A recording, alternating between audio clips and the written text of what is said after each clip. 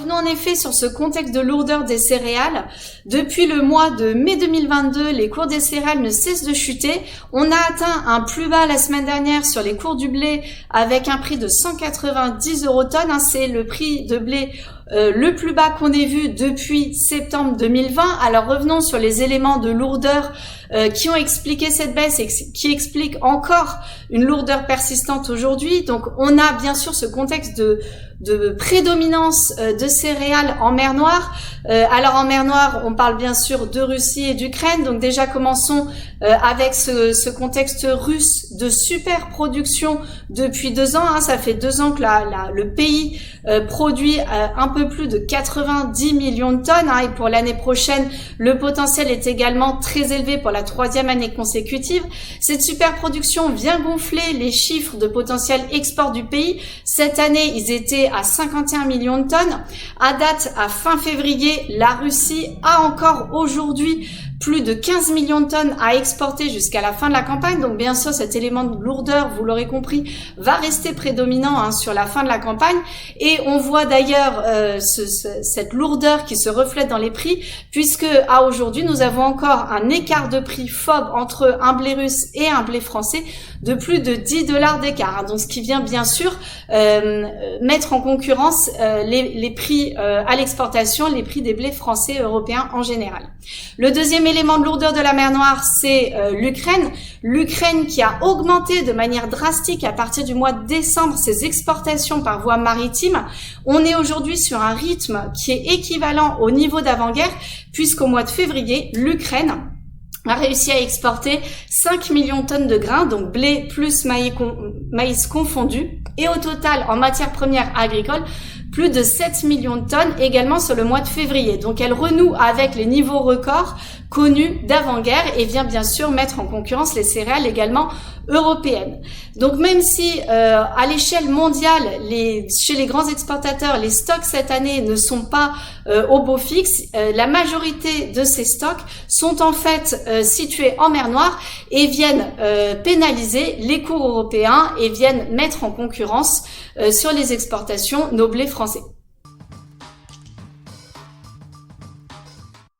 Alors comme nous avons pu évoquer, les cours sur Euronext ont touché un plus bas la semaine dernière, mais depuis une semaine, on observe une tentative de rebond avec un regain de fermeté. Ce regain de fermeté est expliqué par 2 raisons principales.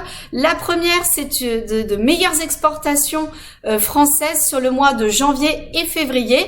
Depuis le début de la campagne 23-24, on avait observé un retard à l'export sur notre campagne export en France jusqu'au mois de décembre, mais depuis le mois de janvier, on a réussi à trouver de meilleurs débouchés, notamment sur la Chine et sur le Maroc, et la France a pu exporter à destination des pays tiers, au total 1,6 million de tonnes.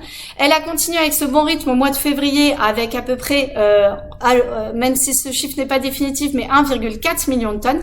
Il faut bien sûr que ces exportations se maintiennent à un niveau élevé sur la fin de la campagne, mais ça vient soutenir les cours sur Euronext. Le deuxième élément de fermeté et de soutien, c'est le weather market. Nous sommes aujourd'hui au mois de mars.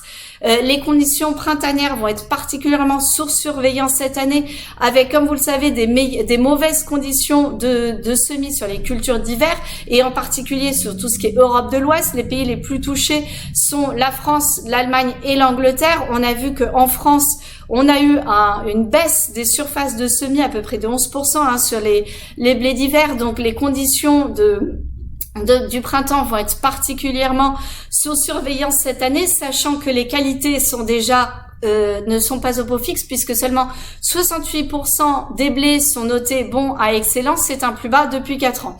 Et enfin, la dernière inquiétude concerne le retard de semis des orges de printemps, puisque à aujourd'hui, seulement 28% sont semés à comparer à 96 l'année dernière, même s'il est encore tôt pour tirer une conclusion sur ce retard de semis et le rendement final. Bien sûr, les craintes grandissent chez les producteurs et ça participe au soutien des cours et notamment sur la prime brassicole. Donc globalement, les éléments de soutien depuis une semaine commencent à arriver. Ils ne sont à ce jour pas encore suffisants pour inverser la tendance, mais en tout cas, ça limite ce mouvement de baisse qu'on avait pu observer depuis plusieurs mois. Donc le conseil d'Agritel aujourd'hui est de profiter d'un éventuel rebond des cours sur base des éléments de soutien qu'on a vus précédemment pour avancer dans les ventes R23, voire les finir, et éventuellement commencer progressivement les ventes de la récolte R24.